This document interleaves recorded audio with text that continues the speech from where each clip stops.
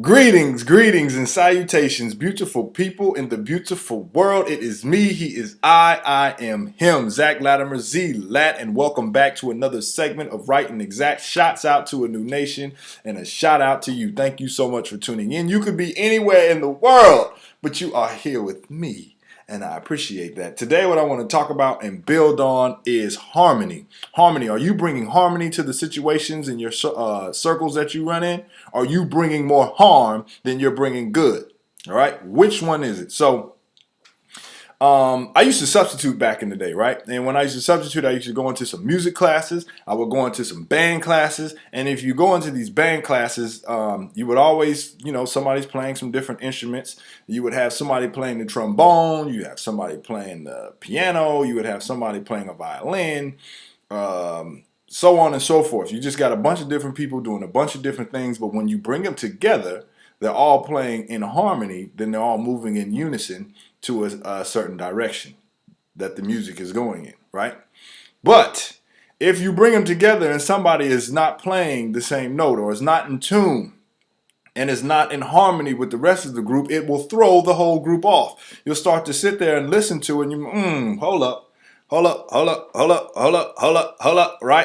Nah, something is not going on that are in tune with the rest of the group. You're not playing in harmony. So then what needs to happen, therefore, there will be a soundproof room that would be in the back of the classroom that this person can go and they can work on what they need to work on. So therefore, when they come back with the rest of the group, then they can start to play as a unit. They can start to be in harmony, in tune with the rest of the group. And if they just can't get it, then they got to be removed again.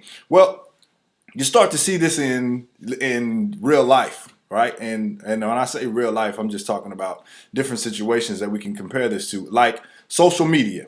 One of them, case in point, being, let's say somebody posts a video, and in this video they're building on a certain topic, or they're building on a certain idea, and the idea that they're building towards is wanting to bring harmony, bringing forth as a collective body to bring it to move forward as a unit.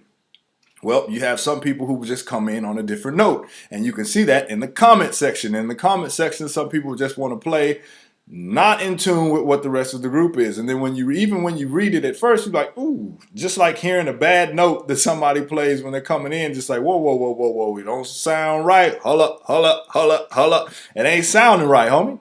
So what is this? What's going on? So you can either sit there and figure out what's going on, which some people do. And when they do this, you have to start seeing what direction these people are coming from. So one of the directions that some people like to take in a comment section is they like to show you how much they know. And in their quest to show you how much they know, it turns into a whole game of mental masturbation. Whereas now I read 3 books last night and seen a documentary this morning, so now I'm well-rounded on this topic that whoever is speaking on. So therefore, I'm going to put my 8 cents in and keep going back and forth with somebody, even though I'm not trying to bring any harmony to this situation. And you'll start to see that some people just can't bring any harmony to a situation. They don't want to bring harmony to a situation, and when this happens, then you can't have any external unity, because if you don't have external unity, that means that one has no internal unity. And if there's no internal unity, then that means one has internal lunacy. There's no getting around that. And if you find a lot of times, more often than not, that if you're the person that every situation that you keep traveling into is unfavorable, or you find yourself in situations that are not helping the group move in unity, it might just be you. You may just need to take a step back and say, you know what, I'm the one that's causing this. Let me figure out what I need to do to fix this. And make no mistake about it, though, these things can only be pointed out within a group. It's hard to figure these things out if you just sit back and try to do it yourself. Because when you try to do it yourself, you keep going into these situations, even if you're hanging with some friends, or even if you're with a group with your family, and your ego can start to play a part in this. Now, make no mistake about it, I'm not saying that your ego is a bad thing, that you just need to get rid of your ego. Your ego can become a bad thing if you give the ego the keys to drive the car. Because if you give the ego the keys to drive the car, then it starts just setting fires off everywhere, from left, right, up, back, down, and then you look back and say, how did that happen? And then you start to live in a place of denial or saying, I couldn't have possibly did that. That has everything to do with everybody else. Your ego needs to have its proper place. Therefore, you put your ego either in the passenger seat, you put him in the back seat, or you put him in the car seat, but you don't put the ego in the driver's seat. Because when you put it in the driver's seat, then you're going to start to find yourself in situations, again, where people start to poke their chest out and fighting over no reason, i.e. people getting in trouble over traffic stops, or even if you're just hanging out with friends and then you look at somebody wrong, you shake their hand aggressively, and I'm trying to flex my muscles, but you're not bringing any harmony or any positive vibrations to this group. You're playing out of tune. And there's only so long that you can keep having somebody in a certain situation that until it will just tear your whole group down. It'll spoil the whole bunch of people that are trying to play together in unison and bring some harmony. It'll tear it all down.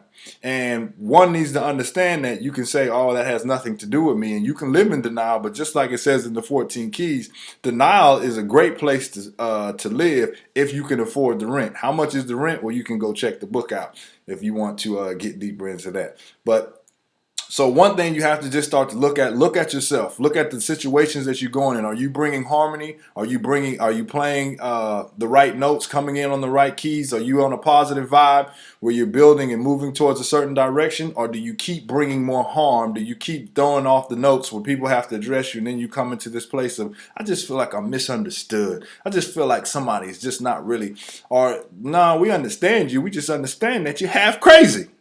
You probably are half crazy.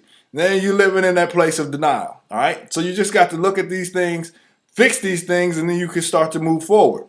All right. So I will that you got something out of this. I will that you have a wonderful day. And if you want to catch me, I'm on Instagram, Zach Latimer, ZACHLATIMER. One love, and I'm out. Deuces.